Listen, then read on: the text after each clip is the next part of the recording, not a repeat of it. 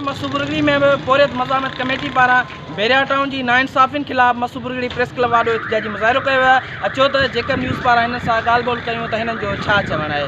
असां पोरियत मज़ामत जे तरफ़ां अॼु मसूबुरगढ़ी में मुज़ाहिरो कयो आहे। इहो दर हक़ीक़त सॼी सिंध में जेके मुज़ाहिरा थी रहिया आहिनि उन्हनि जो तसलसुल आहे।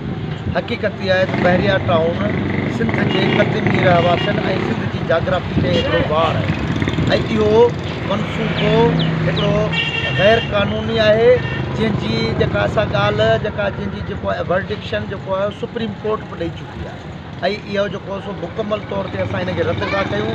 बैरिया टाउन फौरी तौर ते ख़तमु कयो वञे ऐं असां मुतालबो था कयूं त मलक रियाज़ खे गिरफ़्तार कयो वञे, छाकाणि जो हुन उते जे मक़ामी ॻोठाणनि ऐं मक़ामी रहवासियुनि ख़िलाफ़ु ऋण ॿारे ॾिनो आहे ऐं सिंध जी इहा जेका क़ीमती किरोड़े रुपयनि जी ज़मीन जेको आहे 50 रुपया फ़ी एकड़ ते ख़रीद करे रहियो आहे ऐं उन में सिंध जा हुकुमरान जेका हिन वक़्तु हुकूमती धुर आहे पीपल्स पार्टी उहा मुकमल तरह उन में शामिलु आहे ऐं असीं उन जी सख़्तु मज़म्मत था कयूं। बैरिया टाउन जे ख़िलाफ़ आहियूं। असांजी जेका बैरिया जेको मलक रियाज़ तमामु घणो ज़ुल्म पियो करे असांजे सिंधियुनि सां।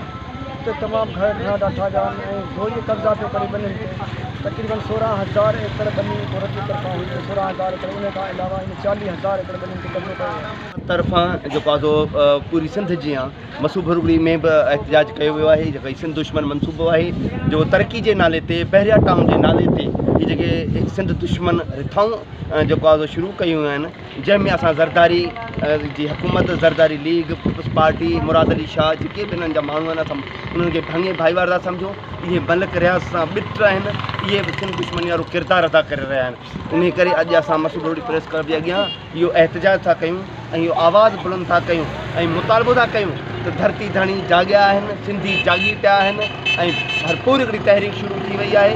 असां इहो मुतालबो था कयूं त जल्द खां जल्द मलक रियाज़ जे ख़िलाफ़ु FIR कटे उनखे गिरफ़्तार करे उन ते केस हलायो वञे ऐं हीअ सभु बैरिया टाउन समेत सिंध दुश्मन मनसूबा ख़तमु कया वञे। जी बिल्कुलु तव्हां ॻाल्हि ॿोल ॿुधी त पोरियत मज़ामत कमेटी ऐं ॿियनि सियासी समाजी तंज़ीमुनि जी जिन जो चवणु हो त बैरिया टाउन जी नाइंसाफ़ी जिते उते ॻोठाणनि सां बंदि कयूं वञनि त ॿी सूरत में एहतिजाज जो दाइरो वधायो वेंदो। कैमरा टीम सां गॾु नूर मोहम्मद, जेकर न्यूज़, मसूबुरगढ़ी।